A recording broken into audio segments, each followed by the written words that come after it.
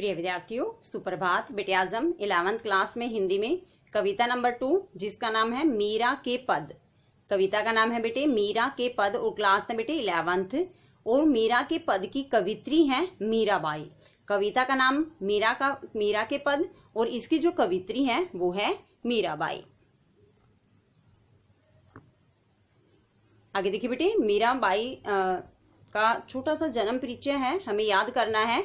मीराबाई का जन्म सन 1498 में, इनका जन्म कब हुआ था? 1498 में कुड़की गांव यानी कि जो मारवाड़ रियासत है उसमें हुआ था।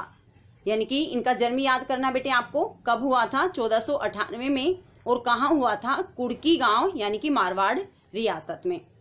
जन्म से संबंधित आपको सिर्फ इतना ही याद करना है। नेक्स्ट देखिए, मीरा की रचनाएं। इनकी जो रचनाएं थी यानी कि जो प्रमुख रचनाएं हैं, इनकी प्रमुख रचनाएं देखो बेटे। एक है मीरा पदावली। पहली रचना क्या है? मीरा पदावली। दूसरी रचना देखो बेटे इनकी, नरसी जी रो माहेरो। दूसरी रचना क्या है? नरसी जी रो माहेरो। इनकी दो ही रचनाएं आपको याद रखनी है, एक है मीरा पदावली, दूसरी है नरसी जी रो माहेरो। ठीक है, मतलब ये जो मीराबाई जी थी ये कृष्ण जी की परम भक्त रही हैं। इनकी मृत्यु हुई थी बेटे 1546 में। जन्म कब हुआ था? 1498 में और मृत्यु हुई थी 1546 में। कविता को स्टार्ट करते हैं। ध्यान से देखते चलना बेटे, एक एक पंक्ति का अर्थ आपको अच्छे से समझना है। स्टार्टिंग देखो, मेरे तो गिरधर गोपाल। कवित्री क्या कहती हैं कि मेरे तो गिरधर गोपाल ही हैं, यानी कि भगवान श्री कृष्ण जी ही सब कुछ हैं। दूसरों न कोई, दूसरा मेरा कुछ भी नहीं है।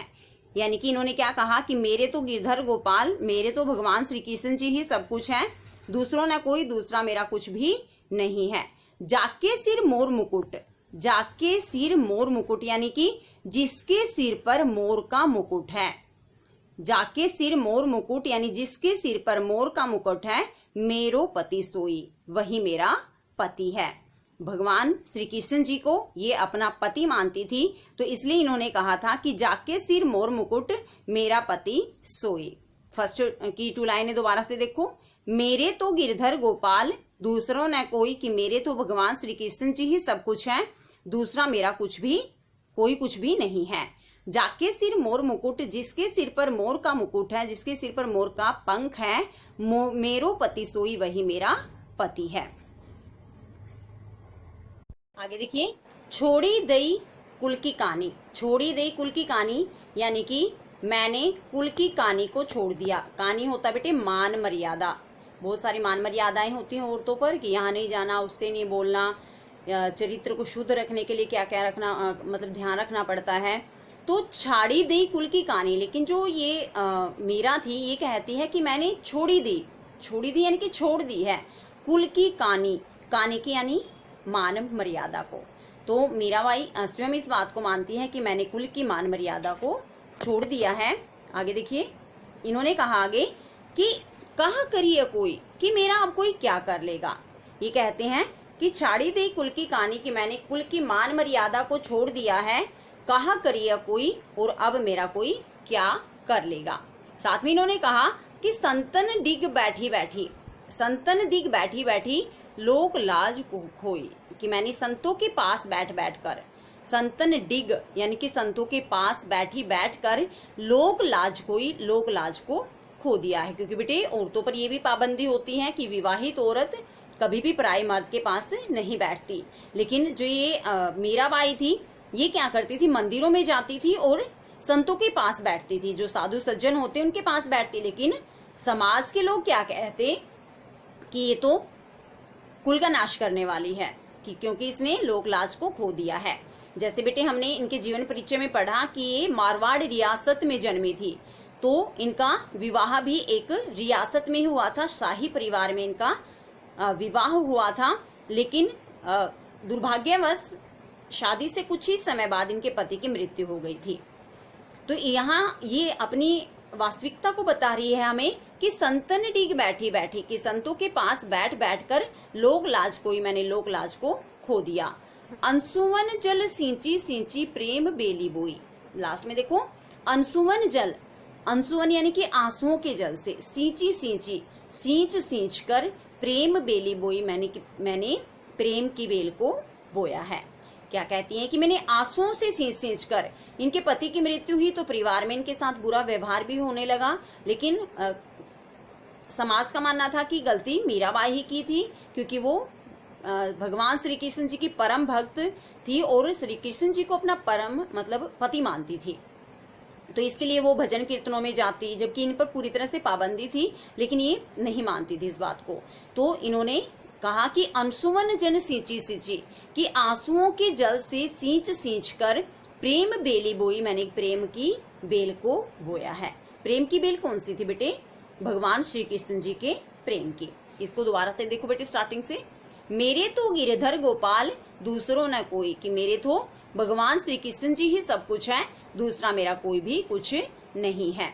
जाके सिर मोर मुकुट मेरो पति सोई, जिसके सिर पर मोर का मुकुट है वही मेरा पति है, यानी ये भगवान श्री कृष्ण जी को अपना पति मानती है।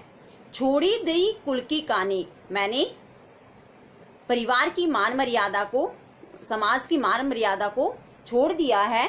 कहा करी है कोई के बाद ना क्वेश्चन मार्क है ना, देखिए क्वेश्चन मार्क लगा रखा है, तो इसलिए इन्होंने कहा कि मेरा कोई भी क्या कर लेगा। संतन डिग बैठी बैठी, कि संतों के पास बैठ बैठ कर लोक लाज कोई, कि मैंने लोक लाज को, लोक मतलब समाज की जो मान मर्यादा है उसको खो दिया है। अंशुवन जल सींची सींची प्रेम बेली बोई, मैंने आंसुओं के जल से सींच सींच कर प्रेम की बेल को बोया है।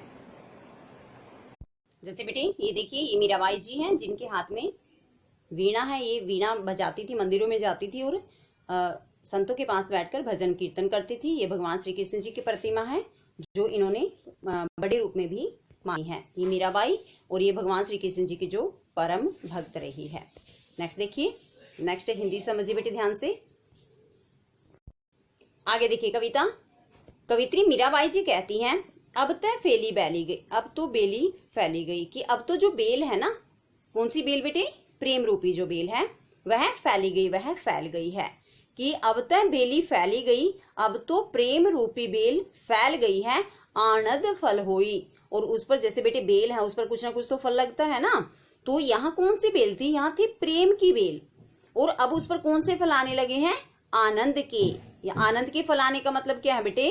कि जो मीराबाई थी वो जब भगवान श्री कृष्ण जी की भक्ति करती थी, उस भक्ति को करने में मीराबाई जी को अब आनंद प्राप्त होने लगा है, क्योंकि उन्होंने लोक लाज खो दी थी। समाज क्या कह रहा है, कौन मेरे बारे में क्या बातें कर रहा है, इससे उसे कोई भी मतलब नहीं था। दूध की मथनियां बड़े प्रेम से बिलोई, दूध की मथनियां, मीराबाई जी कहती है कि मैंने दूध की मथनियों को, मथानी होता है बेटे जिसमें हम दूध को बिलोते हैं, बिलोना होता है ना दूध को, जैसे इसने कहा ना प्रेम से बिलोई, तो दूध को इन्होंने किस में बिलोया? मथाने में। जो बड़ा सा बर्तन होता है उसको मथानी बोलते हैं। तो इन्होंने कहा कि दूध की मथनियां बड़े प्रेम से बिलोई, मैंने दूध की मथानियों को बड़े ही प्रेम से बिलोया है। बड़े बड़े बर्तनों में दूध को जमाकर बड़े प्रेम से उसको बिलोया है। दधी मथी घृत काढ़ी लियो, दधी मथी देखिए आगे, घृत, घृत होता है बेटे घी, दधी मथी, दधी क्या होता है? दही, दही को मथ कर, दही को हम मथते हैं तो क्या मिलता है बेटे? उसमें से घी मिलता है ना। तो वही बात यहाँ पर कही गई है कि दधी मथी, दही को मथ कर घृत काढ़ी लियो, मैंने घी को निकाल लिया है। दही को मथ कर मैंने घी को निकाल लिया है। हम भी तो यही करते हैं ना, हम दूध को बिलोते हैं तो घी निकाल लेते हैं, क्या बच जाता है? डारी है ना अगला शब्द, डारी दही छोई, और मैंने डारी, आगे देखो बेटे शब्द, डारी दही छोई, मैंने लस्सी को छोड़ दिया है। अब देखो इन्होंने जो कहा ना कि दही को मत कर मैंने घी को निकाल लिया है, अब ये घी क्या है? घी है बेटे उस भगवान की सच्चे मन से की गई भक्ति। और नेक्स्ट जो इन्होंने कहा है कि डारी दही छोई और मैंने दही को छोड़ दिया है, तो दही क्या है? दही है ये संसार, जिसको मीराबाई ने माना कि ये तो असार है, इसका तो कोई सार ही नहीं है। आगे देखो, भक्त देखी राजी हुई, जगत देखी रोई। जब मीराबाई भक्तों को देखती हैं, कौन से भक्तों को? भगवान श्री कृष्ण जी के भक्तों को देखी, जब देखती है तो राजी हुई, तो वह बड़ी खुश होती है, राजी होती है।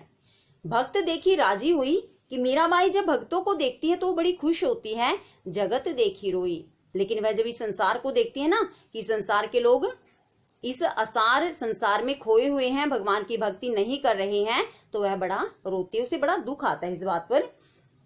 मीरा लाल गिरधर, दासी मीरा, दासी जो मीरा है वो किसकी दासी है बेटे? लाल गिरधर भगवान श्री कृष्ण जी की है। वो भक्तिन और तारो अब मोही, और वे कहती हैं कि आप मुझे इस संसार से पार उतारो। तो इस पद्यांश में क्या कहती बेटे कवित्री मीराबाई कि अब तो वह प्रेम रूपी बेल फैल गई है और उस पर भक्ति रूपी आनंद के फल प्राप्त होने लग गई हैं। मैंने भगवान को प्रसन्न रखने के लिए प्रेम दूध की मथनियां बड़े ही प्रेम से बिलोई हैं, और उसमें से मैंने दही को मथकर घी को निकाल लिया है और लस्सी को मैंने छोड़ दिया है। जब मीराबाई भक्तों को देखती है तो बड़ी राजी होती है, बड़ी खुश होती है, और जब इस संसार को देखती है तो उसे बड़ा ही रोना आता है कि जो इस संसार के लोग हैं वो इस असार संसार में ही उलझकर मोह माया में, अपने पराये में, लड़ाई झगड़े में, धर्म के रूल रेगुलेशन में उलझकर सब कुछ भूलते जा रहे हैं। तो इस बात का मीराबाई को बड़ा दुख था। दासी मीरा लाल गिरधर, मीराबाई कहती है तो मैं तो भगवान श्री कृष्ण जी की दासी हूँ, तारो अब मोही, तो अब आप ही मुझे संसार से पार उतारो। देखिए बेटे इस प्रतिमा में इमेज में देखिए बेटे, इसमें जो मीराबाई है वो भगवान श्री कृष्ण जी की प्रतिमा के सामने बैठकर भजन कीर्तन कर रही है, और सामने वो अपने मन में जो बड़ी प्रतिमा दिख रही है भगवान श्री कृष्ण जी की, वो वह अपने मन में सोचती है कि ये भगवान श्री कृष्ण जी हैं जो मेरे मन में बसे हुए हैं। आगे देखिए नेक्स्ट जो हमारी पीपीटी है बेटे उसको ध्यान से समझना है। नेक्स्ट देखो सेकंड ये पद है हमारा, दूसरा पद है, इसमें दो ही पद है इस कविता में। पग घुंघरू बांधी मीरा नाची, पग घुंघरू बांधी, पैरों में घुंघरू बांधकर मीरा नाची, मीरा नाचती है। मीरा मंदिरों में जाती थी तो वह क्या करती बेटे, पैरों में घुंघरू बांधती और वहां मंदिरों में नाचने लग जाती। मैं तो मेरे नारायण सु, मीरा क्या कहती कि मैं तो मेरे नारायण सु, मैं तो भगवान श्री कृष्ण जी की ही हूँ, आप ही हो गई साची, और मैं इस बात को पूरे सच्चाई के साथ कह रही हूँ। वे कहती हैं कि मैं तो मेरे नारायण सु, कि मैं तो भगवान श्री कृष्ण जी की ही दासी हूँ, आप ही हो गई साची, यह मैं पूरी सच्चाई के साथ कह रही हूँ। लोग कहे मीरा भई बावरी, लोग कहते थे कि मीरा तो पागल हो गई है। देखो जैसे कम उम्र में इनके पति की मृत्यु हुई तो लोगों ने सोचा शायद पति की मृत्यु के कारण ये पागल हो गई है, इसलिए मंदिरों में जाती है और वहां नाच गान करती है, तो इसलिए लोग कहते मीरा भई बावरी कि मीरा तो पागल हो गई है। न्यात कह कुलनासी, न्यात होता बेटे परिवार, जो उनका कुटुंब था, घर परिवार के लोग थे, वे क्या कहते कुलनासी, कि यह तो कुलनाशिनी है, कुल का नाश करने वाली है। दोबारा से देखो स्टार्टिंग से, पग घुंघरू बांधी मीरा नाची, पैरों में घुंघरू बांधकर मीरा नाचती है। मैं तो मेरे नारायण सु, आप ही हो गई साची, मैं तो सब कुछ भगवान श्री कृष्ण जी के प्रति समर्पित करती हूँ और मैं इस बात को पूरी सच्चाई के साथ कह रही हूँ। लोग कहे मीरा भई बावरी, लोग कहते कि मीरा तो बावरी हो गई है, पागल हो गई है। न्यात कहे कुलनासी, और जो परिवार के लोग थे वो कहते कि मीरा कुल का नाश करने वाली है।